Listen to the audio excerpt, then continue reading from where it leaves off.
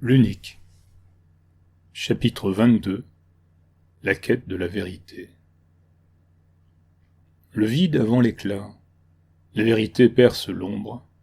Éonie appelle. De retour en Calabre, Irénée ne sait pas très bien s'il est heureux de retrouver son livre, ou si la déception de ne pas avoir pu mettre la main sur les pages qui lui manquent l'emporte. Comme souvent, il y a un peu des deux, et leur mélange a l'instabilité de celui de l'huile et de l'eau. Lorsqu'il essaie de préciser sa pensée, les deux sentiments se mêlent, indissolubles. Et dès qu'ils cessent tout effort, ils reprennent chacun leur existence séparée, en deux lieux distincts de son esprit.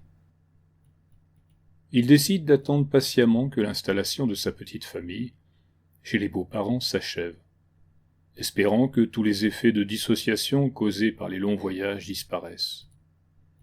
Irénée avait en effet lu, puis constaté, que dans les véritables voyages, une partie de notre être ne se déplace pas comme celle que nous nommons corps, mais ne le rejoint à contre-cœur que quelque temps après notre installation en un nouveau lieu. En ce qui le concerne, 2 jours lui étaient en général indispensables pour retrouver de la cohérence et se sentir vraiment présent entièrement dans un nouvel environnement. Ce n'est donc qu'au surlendemain de leur arrivée au pays des Olives et de la Granita di Limone qu'Irénée envisage de se remettre à sa lecture, interrompue 1 an plus tôt, dans des circonstances particulièrement agitées. Cette découverte du retard de l'âme, il ne lui verra que plus tard son écho dans le roman que lisait Osipii, lorsqu'il était question de la conscience qui s'était vue détachée du corps lors de la téléportation. Osipii. Que lui est-il donc arrivé sous les taches de café? Tant pis. Il ne peut attendre un cadeau du hasard. Il lui faut reprendre sa lecture, même s'il pressent une catastrophe, sans commune mesure avec la perte de quelques lignes du roman. Kataek, Kataek, Kataek. La première page lisible, après celle qui avait été détruite par le café, rompt fortement avec le ton qu'il connaît au roman. Ainsi, lui, Osipii, serait seul. Toutes ses expériences le conduisaient à cette conclusion, qu'il rejetait de toutes ses forces, malgré les preuves évidentes recueillies ces derniers jours. Contrairement à ce qu'il imaginait jusqu'alors, il n'avait pas surpris et mis en évidence une simple perturbation au niveau de la lumière. Sinon, comment expliquer que les autres, autour de lui, ceux qu'il avait l'habitude de nommer son père, sa mère, sa sœur, ses camarades de classe, et même Éonie, ne s'apercevaient jamais de rien? À cette évocation de l'âme chère, son cœur se serra, rappel cruel de son isolement. Civium, civium, civium.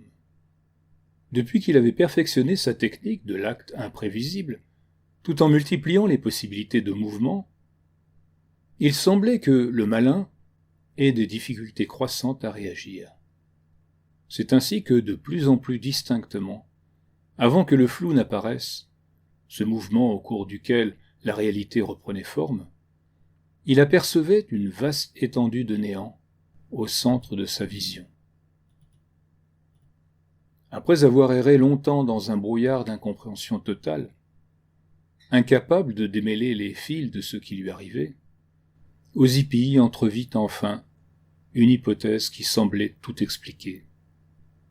Mais cette réponse, loin de l'apaiser, le perturbait profondément. Il lui fallait d'abord voir Éonie et s'entretenir avec elle de ces choses terriblement graves qui lui rongeaient l'esprit. Il devait en avoir le cœur net. Fini les petits papotages, l'amitié sucrée, les expériences, leur laboratoire.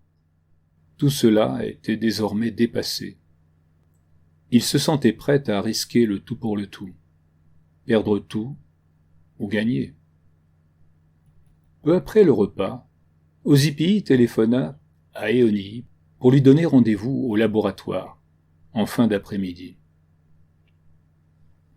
Celle-ci s'étonna tout d'abord de ne pas avoir vu son ami au collège de toute la semaine. Lui ne voulut rien répondre, promettant de tout expliquer le jour même. Ils raccrochèrent tous deux dans un état de tension extrême, chacun pressentant l'importance de cette rencontre. Tout du moins, c'est ce que perçut Ozypie dans la voix d'Éonie. Le combiné posé, Ozypie demeura longtemps songeur. Il se remémora une fois de plus ce qui l'avait mis définitivement sur la voie de la compréhension. Un autre fait, totalement incompatible avec les lois de la physique, qui résultait également d'un mouvement inattendu que le malin n'était pas parvenu à anticiper. Ce coup en arrière qu'il avait porté sans se retourner au vase du salon et qui n'avait rencontré que le néant. Non, il ne s'agissait pas d'illusion ou de jeu de lumière. Tout ce qu'Ozypie avait pu voir concernait bien la réalité au sein même de la matière. Il se sentait à la croisée des chemins, un point de basculement où l'angoisse et l'espoir s'entremêlaient.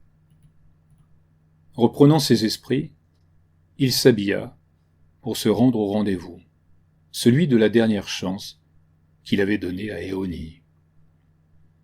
En sortant de la maison, il ressentit une pression sur sa poitrine, comme si l'univers tout entier attendait avec lui le dénouement de cette énigme.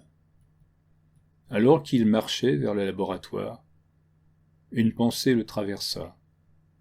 Et si cette discussion changeait tout? Peut-être qu'avec Éonie à ses côtés, il pourrait enfin percer le mystère du malin et comprendre ce qui se passait vraiment. Cette perspective lui insuffla un regain de courage. Il se mit à espérer que cette fois-ci, les vérités qu'ils allaient découvrir pourraient bien les rapprocher, non seulement de la compréhension d'un monde, de plus en plus étrange et incertain, mais aussi rapprocher l'un de l'autre, jusqu'au geste tendre. Civium, civium, civium. Le regard d'Irénée demeure immobile quelques secondes, sur ces derniers mots, avec en arrière-plan des pensées troubles autour de ce basculement possible évoqué par Ozypie. Sur son carnet, ces 4 mots en font naître d'autres, venus spontanément au bout de son stylo. On t'a pris la main, le bras, une petite partie du cœur, et t'emmène vers cette étrange lumière au bout du chemin, caresse ou brûlure.